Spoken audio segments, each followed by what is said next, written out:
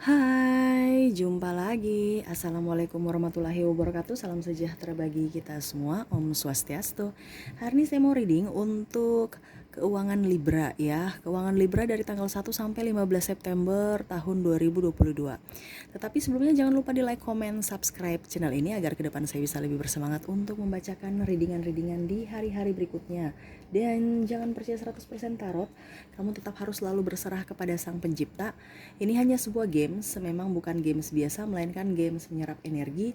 Sehingga saya minta kepada kalian untuk bisa lebih bijaksana dalam menyikapi readingan yang akan saya bacakan nanti.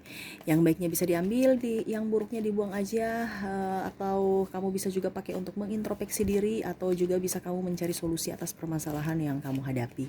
Dan kalaupun kalian ingin konsultasi coaching dan personal reading, bisa langsung menghubungi saya di deskripsi, sudah saya sematkan link WA saya. Bisa langsung kalian menghubungi saya dan itu berbayar. Dan juga kalaupun kalian ingin mendengarkan readingan-readingan yang lainnya ya, baik karir dan percintaan, keuangan percintaan ya, dan games-games lainnya, bisa langsung ke playlist ya. Di sana semua sudah tertera, tinggal kamu pilih aja dan bisa langsung kamu dengarkan. Oke ya. Kita langsung saja untuk kamu Libra ya, keuangan kamu di bulan September, khususnya dari tanggal 1 sampai 15 September. Berikan energi kamu ya, Libra, sambil fokus pada kartu, sambil saya kocok kartu dan saya baca doa. Inilah energi kamu, inilah readingan kamu. Oke Libra, keuangan dari tanggal 1 sampai 15 September.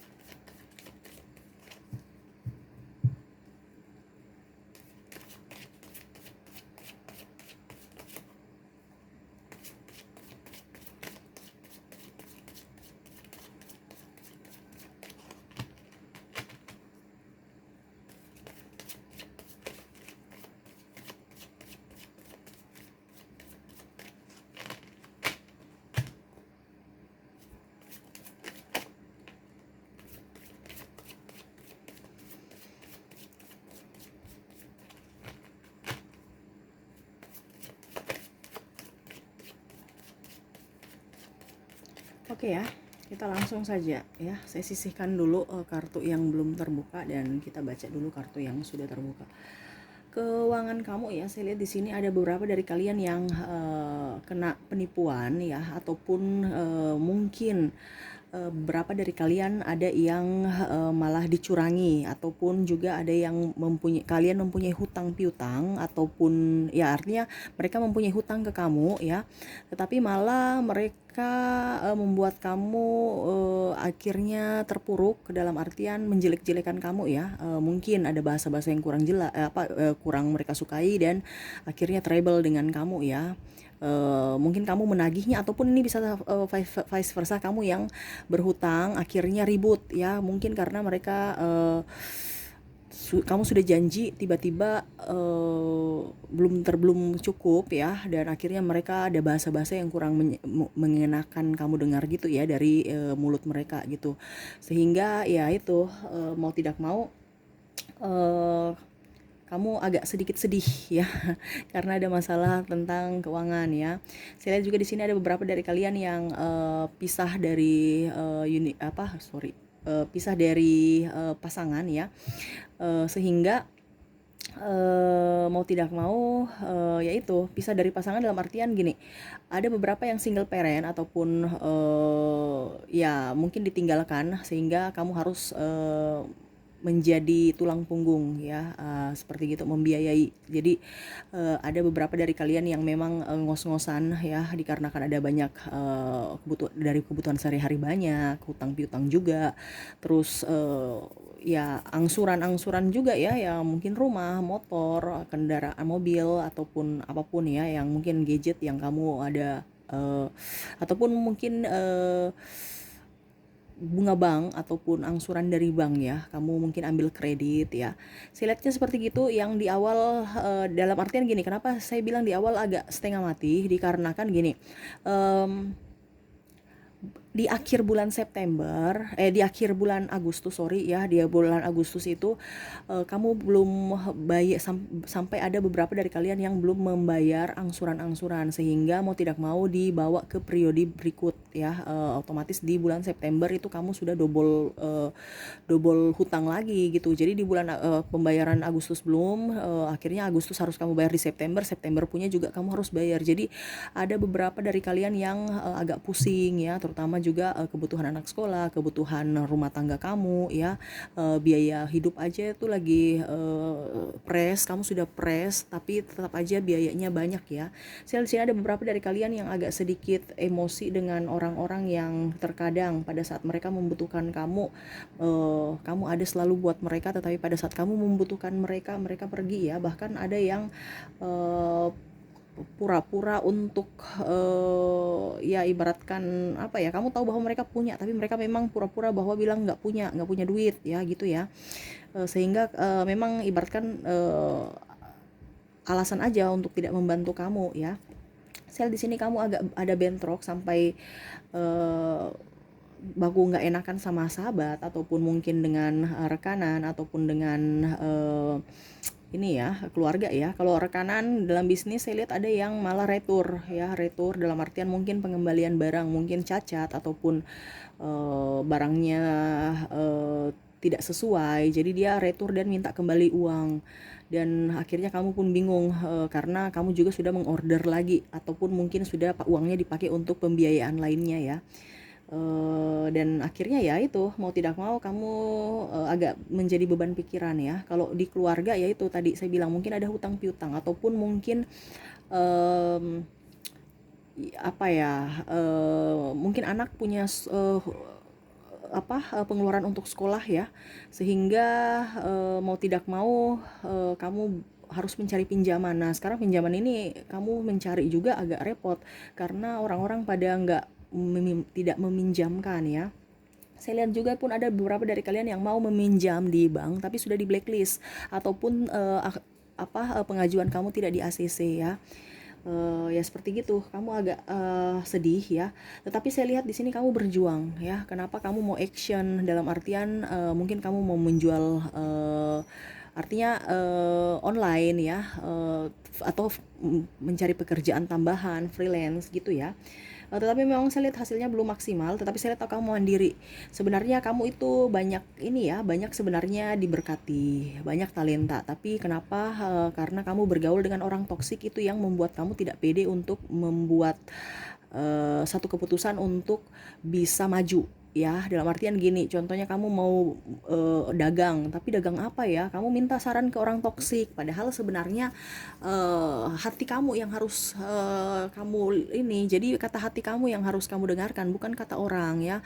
Orang toksik berkata bahwa ya bukan orang toksik juga sih, tapi maksudnya dia mendownkan semangat kamu. Contohnya dia sudah bilang, aduh nggak usah, sekarang ini susah, siapa yang mau beli, kira-kira bagaimana nanti kalau seandainya kamu mau jual nasi kuning, terus siapa yang beli, apakah kamu punya masakan mereka suka, terus jual di mana, terus tempatnya strategis, jadi itu tambah pusing, membuat kamu pusing ya. Wah ini belum mulai aja sudah banyak tantangan ini, kira-kira saya mampu tidak. Akhirnya kamu pikir-pikir lagi, dan akhirnya kamu nggak jalan usaha kamu ya. Karena apa? Banyak pertimbangan, padahal sebenarnya ya sudah, kamu jalani dulu ya, pada saat jalan mungkin ada masukan dari pembeli ya. Contoh kamu jual nasi kuning, harganya mungkin kok mahal ya, berarti kamu harus, harganya mahal nih, berarti saya harus turunin. Mungkin karena harga mahal sehingga banyak pembeli yang kurang mampu dengan harga segitu, mereka akhirnya nggak beli di saya. Nah dari situ ya, jadi kamu mengintrospeksi penjualan kamu pada saat sudah jalan, bukan kamu belum jalan sudah nyerah ya. Terus mereka datang lagi, ternyata harganya harganya contoh nih, yang sesuai dengan kantong kan, artinya daya beli masyarakat. Contohnya kamu jual harganya 5.000, terus mereka datang beli kan, terus mereka bilang, aduh, ini apa, tambah ini dong, tambah itu dong, gitu ya. Berarti kamu bilang, oh ya, mereka mereka ternyata suka lauk ini berarti saya harus eh, menyediakan beberapa lauk ya, bukan dikasih lauknya ya, bukan dikasih lauknya, macam contoh mereka minta yang lain, tetapi eh, kamu kasih masuk di situ dengan harga segitu, tidak, tetapi harus kamu punya varian-varian lauk ya, beberapa, jadi harganya tetap 5.000 tapi nanti mereka pilih lauknya ini gitu. Ada inovasi-inovasi itu, entah di makanan ya. Terus kamu kalau memang ini ya dijual aja di depan rumah kamu dulu ya, jangan sampai mau tempat akhirnya kamu sewa tempat lagi, terus kamu harus biaya macam-macam ya, mungkin karyawan lagi, kamu kerja sendiri ya. Kalau memang kamu seandainya mau fokus fokus di pekerjaan, harus terjun langsung, jangan titip-titip di mana ya, karena tidak maksimal. Karena apa, kita bicara pelayanan, dan kalau kita terjun langsung kita tahu bahwa di mana yang kurang, di mana yang harus kita benahi ya. Itu sama seperti kalau kamu jual online, kamu harus dari packingannya ya, jangan suruh adik yang packing ya, nanti salah-salah ya, akhirnya komplain, ada yang rusak akhirnya komplain ya. Kalau bisa kamu juga menikmati proses, supaya dari proses itu kamu bisa menjadi pribadi yang tangguh secara mental ya. Karena dibilang bisnis ini, kita mental dulu. Kalau kamu tidak mental kamu tidak kuat ya, kamu nggak bisa bertahan dalam bisnis itu ya. Sama seperti orang buka usaha, oke, kita buka usaha, tetapi yang yang bertahan itu sedikit ya, karena itu apa, mental, bukan karena duit aja. Kalau duit itu semua orang pasti bisa ya, cuman sekarang mentalnya bagaimana pada saat anjlok, pada saat krisis itu, kira-kira bagaimana, dia mampu bertahannya di mana, nah itu ya. Terus kadang-kadang ada customer yang menawar juga dengan harga yang kurang pas ya. Terus ada juga yang ya masukan-masukan yang negatif-negatif, tapi ingat, negatif-negatif itu tuh yang membuat kamu bisa maju ya. Jangan kamu hanya mau menerima masukan yang bagus-bagusnya, ih bagus ini, ih enak loh jualan kamu, tidak ya. Tapi kamu harus bisa tahu bahwa dari sisi kekurangan kamu itu dijadikan peluang ya. Contoh masukan-masukan orang, sambalnya nih harus dikasih ini ya, dikasih beda ya. Intinya dari biasa gitu. Contoh kita jual lalapan aja, banyak deret-deret warung-warung, banyak lalapan semua, tetapi apa, sambalnya biasanya itu sambal. Nah, kamu harus punya ciri khas, sama seperti produk yang lain. Kalau kamu jual produk yang lain, kira-kira di mana kompetitor mempunyai kelemahan, di situ kamu jadikan peluang. Di mana dia tidak punya, kamu harus menjual yang mereka tidak punya, gitu ya. Entah pelayanan, contoh kamu jual online. Online itu kan kadang-kadang belum memberikan garansi. Ya, supaya mereka nyaman juga, karena trauma dengan belanja online, kamu berikan kenyamanan, ada garansi, sehingga mereka tahu bahwa oh iya, saya berani berbelanja online di dia, karena dia berikan garansi. Jadi mereka tidak takut untuk berbelanja di kalian gitu. Harus ada nilai plus walaupun sama-sama jual online. Contoh kamu jual tas, terus si B juga jual tas, sama-sama tas, contohnya tas-tas bagus ya, tas-tas yang, apalagi kalau dibilang tas-tas yang bermerek ya, itu mereka takut belanja. Tapi kalau kalian berikan garansi, dan di toko sebelah tidak ada garansi, pasti dia lebih ke kamu ya. Jadi harus punya inovasi-inovasi yang tidak ada di orang lain, tetapi akhirnya kamu ambil peluang itu untuk bisa meningkatkan kualitas dari jasa kamu, atau mungkin kualitas dari produk kamu gitu ya. Harus punya inovasi dan harus bangkit dari keterpurukan dengan cara kamu action. Ya, jangan hanya mau bangkit, bilang aja iya saya mau berusaha, tapi tidak ada action ya. Ide-ide brilian terlalu banyak, tetapi tidak mau terjun ya. Dan jangan pernah berharap kamu mau sukses kalau kamu tidak terjun langsung. Kenapa? Pertama, usaha berkembang itu kalau kita langsung terjun ke dalam ya, bukan hanya, dan fokus, dan bukan hanya sambilan-sambilan. Kalau seandainya kamu memang mau berusaha untuk menjadi pengusaha, kamu harus terjun, dan kamu bisa mengambil posisi kamu untuk fokus. Dalam artian, contoh saya mau pekerjaan tambahan nih, ya kamu harus ini, pilih pekerja. Kalau kamu memang mau jadi pengusaha, kamu harus keluar dari karyawan, kamu harus jadi pengusaha, kamu jadi bos, supaya bisa tahu bisa fokus. Kalau kamu dua pekerjaan ya nggak maksimal, satu jadi karyawan, satu jadi bos, ya ini ya otomatis kamu kan otomatis mendahulukan karyawan. Bagaimana kamu mau bangkit kalau kamu menjadi karyawan terus? Bagaimana kamu bisa bangkit menjadi bos kalau kamu menduakan bisnis utama kamu gitu ya? Harus bisa, mindsetnya harus bisa diperbaiki ya, pola pikir kamu harus bisa diperbaiki. Kamu mau menjadi kamu mau menjadi bos dengan cara ya kamu terjun langsung ke usaha kamu. Kenapa kamu mau menghabiskan waktu kamu untuk menjadi karyawan ya? Karena apa? Kamu takut keluar dari zona nyaman ya. Sedangkan kamu menduakan bisnis kamu untuk diri kamu, untuk kejayaan kamu, untuk kekayaan kamu ya. Itu yang terkadang kita salah kaprah. Memang ada hambatan, ada rintangan, tetapi itu yang harus kamu pacu untuk bisa bangkit. Kalau kamu bisa bertahan dalam keterpurukan, kamu ke depan akan jauh lebih baik ya. Itu yang saya lihat dari kartu ya. Dan saya lihat kamu akan di bulan September, khususnya di pertengahan, baru bisa sedikit ya, dikarenakan maksudnya sedikit bernafas lega, dikarenakan beberapa dari angsuran-angsuran kamu bisa terbayar ya. Makanya saya bilang kamu harus action. Jangan sudah, macam contoh gini, kamu sudah tahu bahwa saya readingkan ternyata di akhir bulan Agustus dan di awal September agak sedikit bermasalah di keuangan, ya kamu harus dari sekarang sudah berinovasi.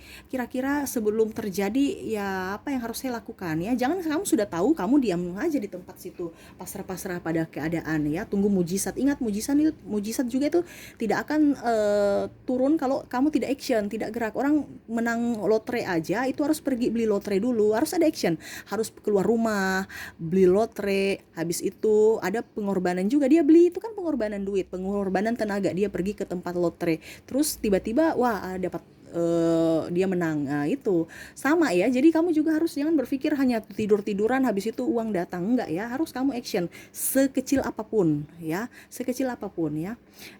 Kamu banyak talenta, harus diberdayakan ya. Kalau kamu memang mau menjadi orang hebat, kamu harus bangkit bergerak, bukan hanya pasrah pada keadaan ya. Lebih dekat dengan universe, berikan energi positif pada diri kamu agar energi-energi negatif itu bisa keluar terpental ya, supaya kamu bisa menarik energi positif, menarik kelimpahan, menarik kekayaan, menarik uang ya. Kamu harus memancing uang dengan cara memberikan yang terbaik buat diri kamu, dengan cara memberikan energi positif dulu ya. Kamu bisa menarik apapun ya, yang penting mental block dalam diri kamu lepas ya. Biasanya tuh terkadang kita bilang saya mau memberikan energi positif, iya, tapi hati kamu bisa tidak. Jangan cuman hanya logika apa di logika aja, iya saya sudah memaafkan, saya sudah memaafkan, tetapi apa hati kamu itu masih penuh dengan mental block yang dari sakit hati, kekecewaan ya, itu percuma ya. Jadi harus pola pikirnya dirubah, dan semuanya harus dirubah. Jadi kamu gini, kamu tahu bahwa hidup kamu sekarang tidak maju, berarti cara kamu sekarang salah, harus bisa berganti ke cara yang baru gitu ya. Terkadang saya bilang gini, terkadang klien saya bilang saya sudah berbuat baik, saya sudah terkadang orang membuat saya itu kecewa ya. Kenapa ya, padahal saya sudah berbuat baik sama mereka. Berarti itu kan dimanfaatkan. Berarti kamu itu harus salah untuk menilai mereka, ataupun mungkin cara kamu yang harus dirubah dengan cara harus berpikir secara logika, jangan berperasaan. Supaya apa? Mereka jangan pandang enteng kamu. Mereka pandang enteng kamu, makanya dia tahu bahwa kelemahan kamu itu di contohnya dengan iba apa ya. Jangan suka dibodoh-bodohi. Jadi harus caranya beda. Kalau kamu sudah sukses berarti betul cara kamu, lanjutkan. Kalau kamu sekarang terpuruk, cara kamu salah, kamu harus belok ya. Itu yang harus kamu pahami sedikit dalam konteks kehidupan kita ya. Jangan kamu terpaku pada oke, yang ini saja, ini saja. Ingat ya, kita harus itu berlogika juga. Walaupun memang kita punya perasaan, tapi kita harus berlogika. Di firman juga kan ada, kita harus kita mempunyai iman, tetapi kita juga harus berhikmat ya. Jangan mau dibodoh-bodohi. Apalagi sekarang itu banyak orang mengatasnamakan firman, atas namakan Tuhan dan macam-macam untuk menggolkan kepentingan pribadi dia ya. Jadi kamu harus bisa lebih cerdas ya. Saya bukan bilang kamu pintar. Orang pintar itu kalah dengan orang cerdas. Jadi kamu harus lebih cerdas ya. Oke.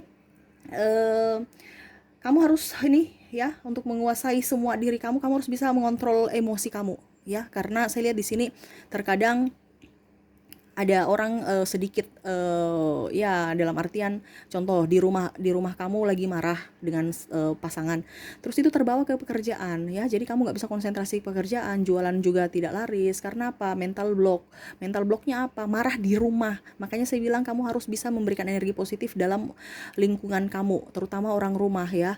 Jangan sampai orang rumah itu mukanya baru bangun sudah kayak singa ya, nenek lampir dan macam-macam ya, karena aura itu terbawa ya, sampai dengan ke ekonomi, karir ya, itu energinya terbawa. Tetapi kalau seandainya rumah kamu adem, orang rumah nyaman ya, makanya saya bilang dahulukan orang rumah, jangan dahulukan orang lain, tapi harus orang-orang di dalam rumah ya, supaya mereka bisa mendoakan kamu ya, dan tekun dalam berusaha gitu, maksudnya bekerja ya, tekun, jangan Senin Kamis nanti dapat bagusnya kamu oke, jalan terus, pada saat susahnya kamu stop ya. Itu yang saya bilang tadi, semua orang bisa buka usaha, tetapi apakah yang bertahan banyak? Tidak, bertahan cuma satu orang. Makanya saya bilang mental kamu harus dipacu dengan cara apa? Dengan cara tekun, rajin berdoa, berikan inovasi yang terbaik juga ya. Artinya contohnya kalau sudah zaman now sekarang, kenapa kamu harus pakai ini, jualan harus jualan online, tingkatkan penjualan kamu ya.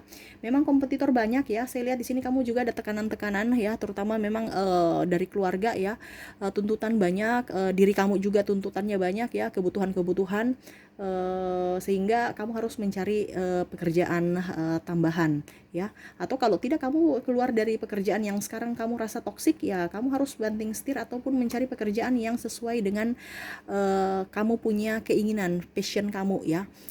Karena kalau kita kerja di bawah tekanan itu rezekinya nggak baik ya, auranya nggak baik, dan mungkin kamu pun mendapatkan mendapatkan gaji yang besar bagaimanapun itu tidak bisa merasa bersyukur. Contohnya ya, kamu sudah dapat 5.000 tapi kamu rasa kayak macam kurang terus ya. Kenapa? Karena kamu kerja di bawah tekanan, kamu kerja tidak pernah merasa bersyukur, tidak pernah, ibaratkan energi negatif yang ada dalam diri kamu ya, itu harus secara logika ya, tuh harus secara logika, berpikir secara logika, mental kamu harus ini ya, harus dikuatkan dulu. Ingat, kamu mungkin terkadang berpikir bahwa saya ini takut bekerja, ingat ya, kamu action dulu, ke depan itu pasti banyak bantuan, terutama bantuan dari universe ya. Kalau tanpa kamu bekerja, tanpa kamu action ya percuma, tidak akan ada jalan ya. Makanya orang bilang itu di mana ada kemauan pasti ada jalan ya. Semua itu bahasa-bahasa bijak itu semua sebenarnya ada artinya, cuman terkadang kita itu ragu dengan kemampuan dan takut akan gagal ya. Makanya universe berpesan kepada kamu harus bisa lebih bijaksana dalam menyikapi apapun yang terjadi dalam hidup ini. Dinikmati aja prosesnya. Oke, kita lihat lagi apakah masih ada yang ingin disampaikan universe kepada kamu ataukah bagaimana, kita lihat ya.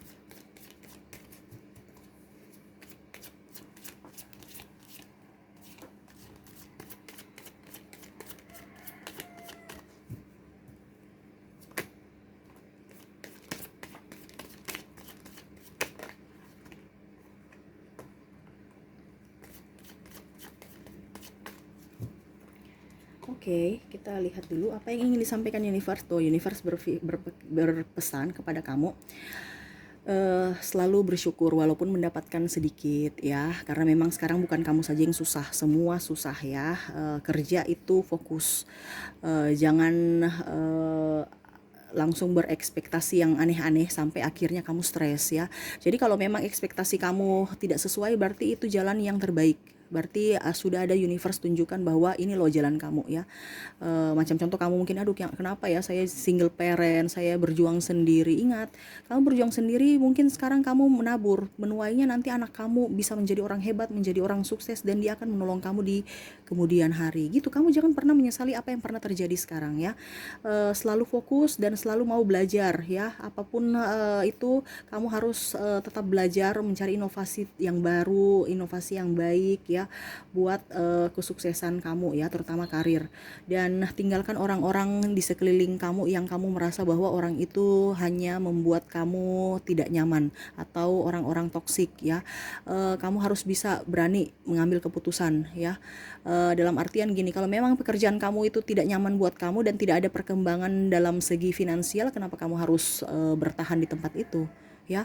Kamu harus bisa berpikir, jangan mungkin karena sudah nyaman atau posisi kamu sudah tinggi ya, tapi kalau memang dampak di kehidupan kamu tidak baik, kenapa kamu harus bertahan di tempat itu ya. Kita harus berpikirnya secara logika ya, jangan pakai perasaan, karena kalau kamu berpikir pakai perasaan itu yang bikin kamu tidak berkembang. Ini masalah kita bicara keuangan ya.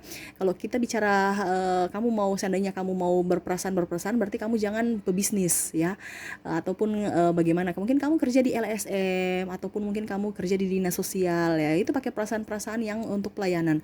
Tetapi kalau kita bicara untuk keuangan, untuk meningkatkan keuangan kamu harus pakai logika. Bisnis harus pakai logika ya, karena kalau kita pakai perasaan ya, anggap aja kamu kasih gratis orang, itu untung tidak, malah rugi gitu ya. Jadi harus bisa dibedakan di mana kita bisa menempatkan logika dan di mana kita bisa menempatkan perasaan kita.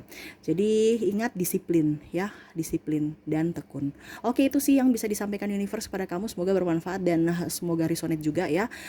Jangan lupa di like, comment, subscribe channel ini agar ke depan saya bisa lebih bersemangat untuk membacakan readingan-readingan di hari-hari berikutnya. Oke, terima kasih, saya pamit. Assalamualaikum warahmatullahi wabarakatuh. Salam sejahtera bagi kita semua. Om Swastiastu. Bye bye.